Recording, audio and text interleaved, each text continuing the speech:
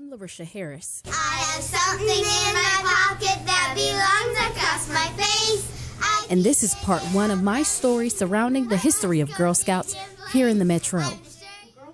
Has been at the forefront of girls doing really impactful things in our society. We really have been doing things that society really didn't expect us to do for, decades. So when we think back to when Girl Scouts got started, we are over a 100-year-old organization. And even back then, we were doing things like going outside and camping and even selling cookies, which we refer to as entrepreneurship. And so for decades, we have seen Girl Scouts be on the forefront. And what we're really excited about today as we think about February and celebrating Black History Month is that Girl Scouts was one of the organizations that was really on the forefront of segregation and desegregation, I should say, and making sure that African American girls were included in the opportunities. That was Vikkie Millender-Morrow, who is currently the Chief Operating Officer of Girl Scouts of Greater Atlanta. She's one of few who joined me in the studio to take me through the journey of this organization. So as early as the 1940s, in the Atlanta metropolitan area, a Girl Scout troop was formed, and it was referred to as District 5. Dr. Roslyn Pope and Miss Celestine Bray also joined me in the studio. They are two of the original members of District 5. Dr. Pope and Miss Bottoms were a part of that first troop, which it started with about 109 girls. And within a year, it blossomed to having over 700 girls in that troop. And now today we have approximately 10,000 girls in the metropolitan Atlanta area that are African American that are a part of Girl Scouts. You mentioned the growth throughout the years from starting with just about 100 girls to now thousands. Before we let Dr. Pope and Miss Bottoms talk a little bit about the history of District 5 and their experiences, tell me how astonishing it is to know that these numbers have increased so drastically throughout the years. It's amazing. I think often in our communities, Girl Scouts is thought of as a organization for mostly Caucasian girls and often middle-class Caucasian girls. But that's far from the truth, especially in the Atlanta metropolitan area. We have a very diverse organization. We represent 34 counties in Northwest Georgia. You know how we like to stretch metropolitan Atlanta, so that's probably the biggest stretch I've seen yet. But when we think about the girls that we serve, over 50% of the girls in our council are diverse, different ethnic backgrounds, and approximately 30% are African American.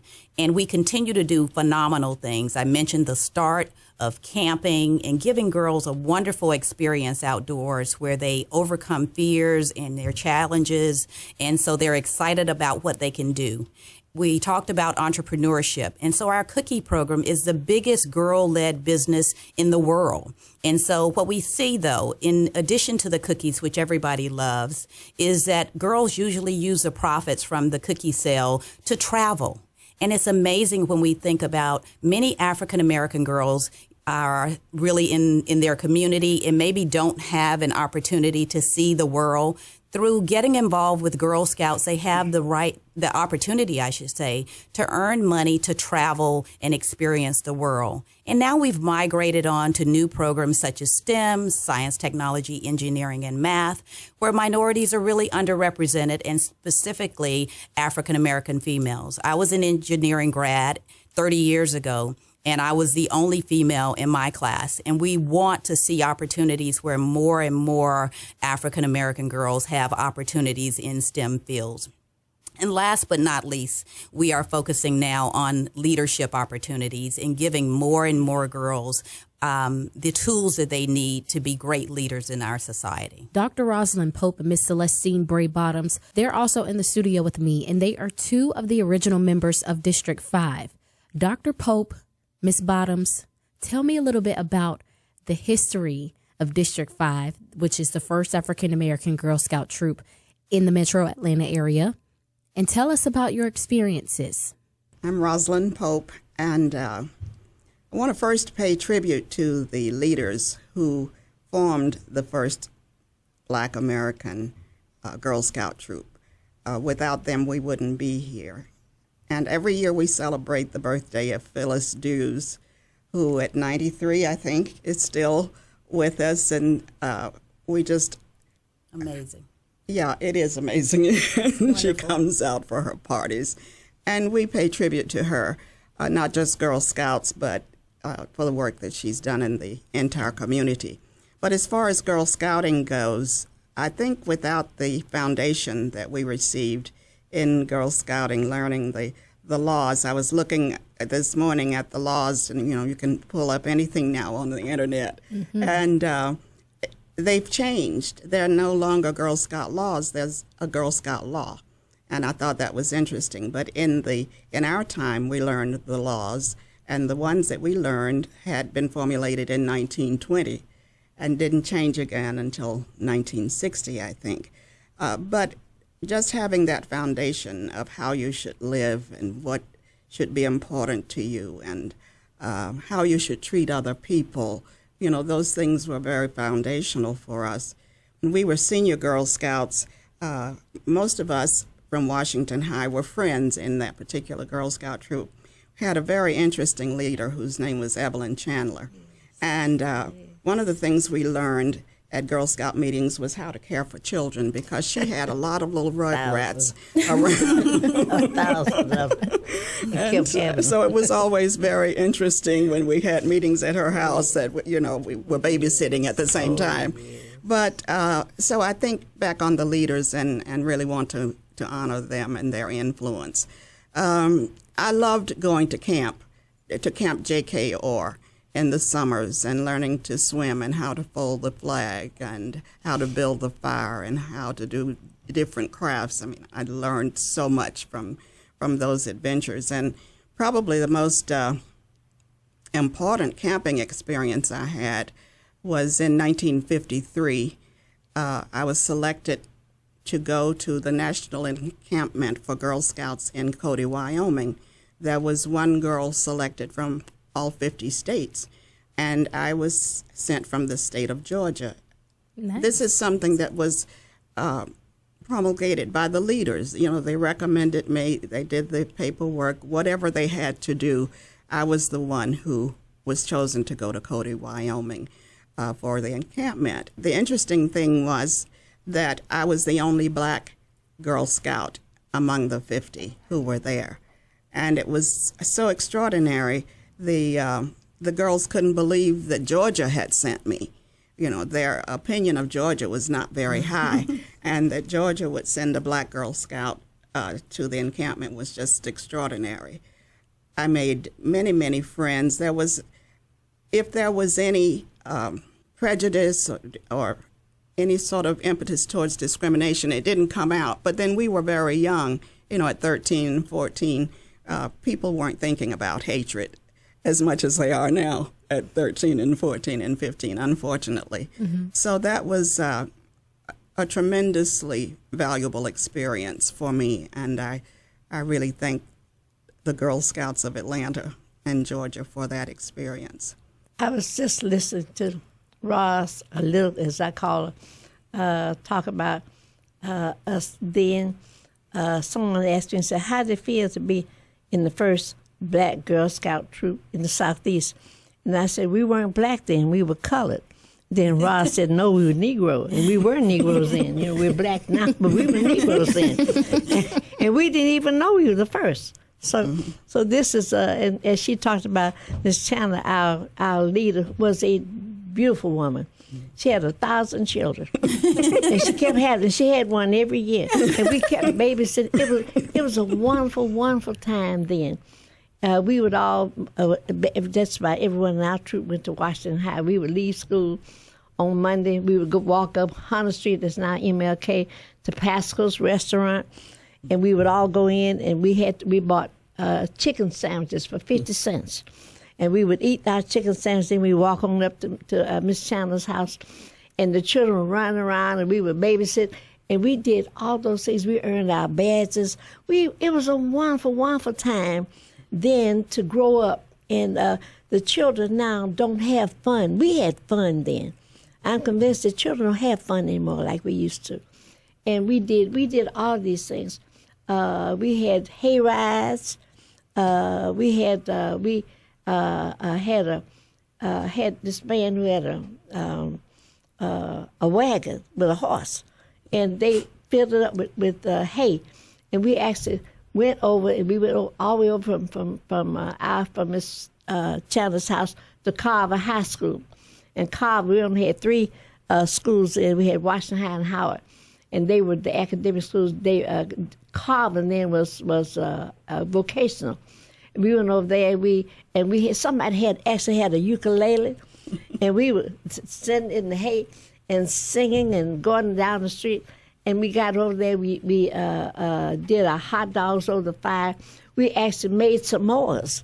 I don't know, like you all do the cookies, but we made s'mores with the chocolate, and then with the peanuts in there, and the marshmallows, and put the things. Oh God, we had fun.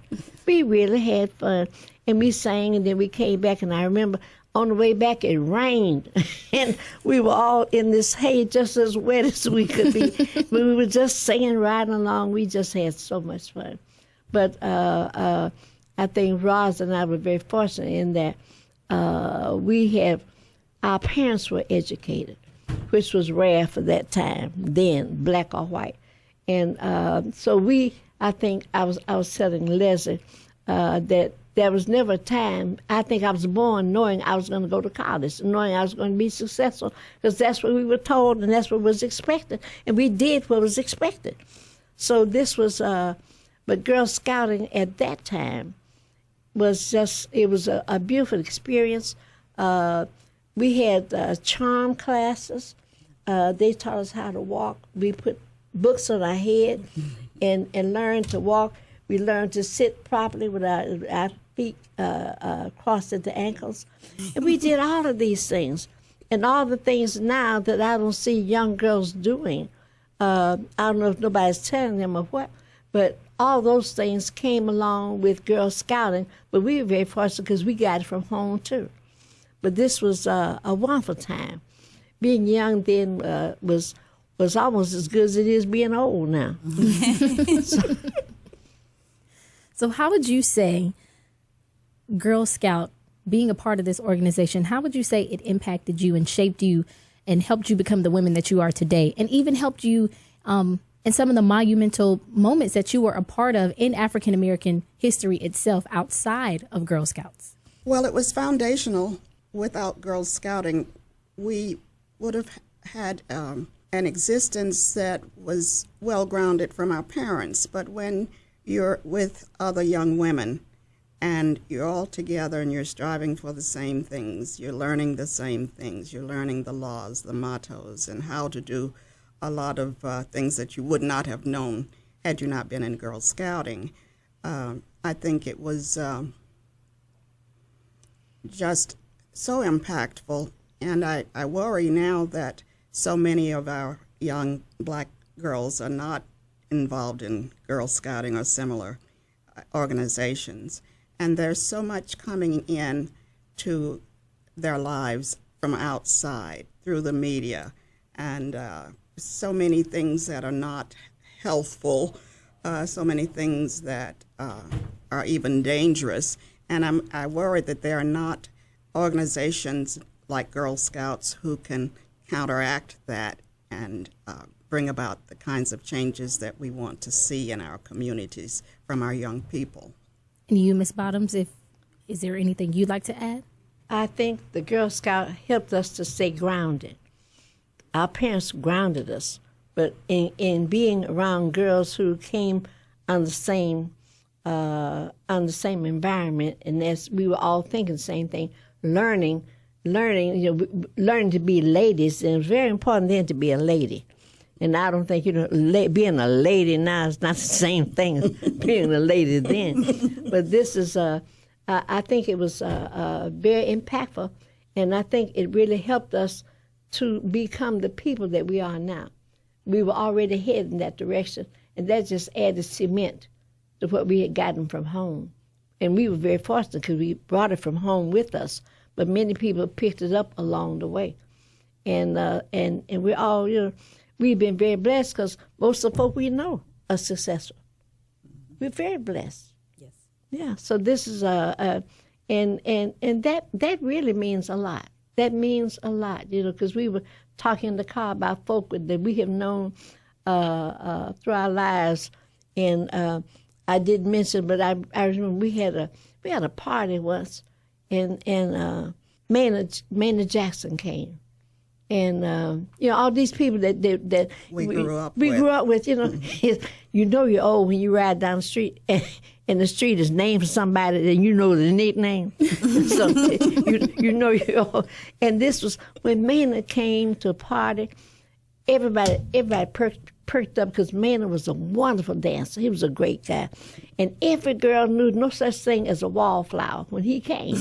Everybody, oh man, I danced for this night, because Maynard saw to it that everybody got up and danced. And he danced the whole time. So, it's when you look back on our lives, we've been blessed. And Girl Scout helped that blessing. You kind of touched on it briefly and talked about why it's relevant to have an organization such as this. You talked about outside influences that impact especially African-American women now, young ladies now. If you could, just further a little bit, talk about the relevance of or the importance of having an organization such as this in today's society. Today's society is so different from the one that we grew up in that it's almost not recognizable. And some of it is very worrying and worrisome because of the influences, because of the music and the movies, and the fact that girls now have grown up so much more quickly than we grew up. And, at 10 and 11 and 12, they're already grown women, and so they've missed out on a lot of value creation. And that's what I'm concerned about, is that we're not conveying the kind of values that will result in a successful, long life. And I think there are many dangers that are lurking out there. There are the guns, there's the poverty, there's the lack of education. They go to school, but they, in many cases, don't come out with an education. They may come out because they just got passed along. But there's not the care of the individual that we experience. People are just shuffled along, and if they fall by the wayside, they fall. I think an organization such as Girl Scouts, and especially Girl Scouts, if we can connect more of our young ladies, particularly the ones who are growing up where there's crime and poverty, if we can connect them with an organization like this, which creates values in a person's life, our society would be a lot better off. And I'm hoping for that. And Vikkie, would you like to add on to anything that these ladies are saying? Yes. As the chief operating officer, prior to coming to Girl Scouts, I had a career in corporate America, but I so agree with what Dr. Pope and Ms. Bottoms are saying, is the importance of us reaching back and bringing other girls into Girl Scouting. Currently, we serve 15, almost 20% of the girls that we serve are from lower income communities where we are providing some type of financial assistance for those girls to participate in Girl Scouting. As these ladies mentioned, they came from families that had good means, let's say, but there are so many girls that really need Girl Scouts that can't afford it. And so we need the support of the community so that we can continue to provide these opportunities to more and more girls. And even though society has changed significantly, as a 100-year-old organization, some things really stay the same. Let's say that we build girls of courage, confidence, and character who make the world a better place. And that is something that will last forever, regardless of society changing. Those are the characteristics we all want in ourselves and we want in the girls that we serve. I'm Lericia Harris, and we've been talking to Vikkie Millender-Morrow, Dr. Roslyn Pope, and Miss Celestine Bottoms, who all are a part of Girl Scouts in some form or fashion. Dr. Pope, Miss Bottoms, in some ways, you two became civil rights activists by joining Girl Scouts. Girl Scouts played a role in both of you all's successful professional careers. Did you ever view what you were doing as making strides for Black rights? And talk to me a little bit about the racial climate in Atlanta when you guys were a part of Girl Scouts, even when you went to college, when you guys attended Spelman. Well, it's an interesting journey because at Spelman College, where I didn't really want to attend, my daddy insisted, and so that's where I went. But it turned out to be the most fortuitous decision that was ever made for my life. So one of the things that happened at Spelman for me was that I was chosen a Merrill Scholar, and in the second year of the Merrill Scholar program. And what it afforded was study and travel in Europe. And so I was one of two students that year. It had only started a year before, and one student was chosen. The year that I went, there were two of us. And for a school year and 2 summers, we were allowed to, on our own, travel throughout Europe and to study. So I had spent most of my time, when I wasn't traveling, I had lived in Paris. I was a music major, and I was there to study with Nadia Boulanger, one of the great teachers of music in our history, in our lives. The thing that happened to me there was that I discovered my humanity. When you are living in a segregated society where you're made to feel less than, where you're not wanted to be in the presence of people who are ostensibly superior to you, it has a very negative psychological effect that can really last a lifetime. And so I had grown up. We grew up in segregation. Our schools were segregated. We had all Black teachers. The thing about that was that the Black teachers that we had during that time, they were totally committed to our education, unlike some of the stories that I hear in today's schools. But they were meticulous in teaching us how to speak and how to write and how to deal with all of the subjects that we encountered. Well, anyway, back to my story. I was in Paris for a year, which was so extraordinary, I still have trouble believing it. But what it taught me was that there were people in Europe who looked just like the people in Atlanta, Georgia. They were white. The people that we knew existed here were also white. But to them, I was not poison. I was not inferior. I was not considered ignorant. I was treated like a person that could walk into any place, ride on any conveyance, have no restrictions whatsoever to my being a human being and treated as a human being. So it just so happened that when I came back for my senior year at Spelman, that was the time that the Greensboro Four had sat in Greensboro, North Carolina, in a Woolworths. Mm-hmm.